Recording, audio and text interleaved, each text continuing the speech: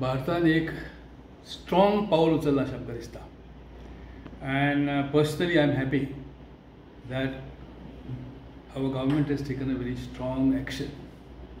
ही घेवपाची गरज आशिल्ली, कित्याक सदां उठून बारीक बारीक केस्तांव करीत रावप आनी भारताक चिडवीत रावप हें प्रकरण पाकिस्तानाक एकदां तरी सुकोवपाक जाय आशिल्लें.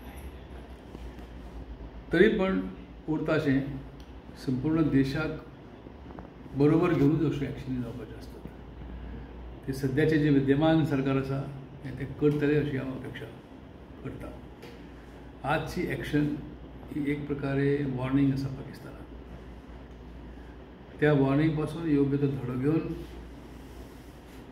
पाकिस्तान वागतले अशी अपेक्षा करूया. सगळ्यात मोठा मुद्दो असो आसा की दोन्ही सरकारां पाकिस्तान आणि भारत ही आर्मीच्या दृश्टीन मिलिटरी स्ट्रेंथच्या दृश्टीन भक्कम आसात.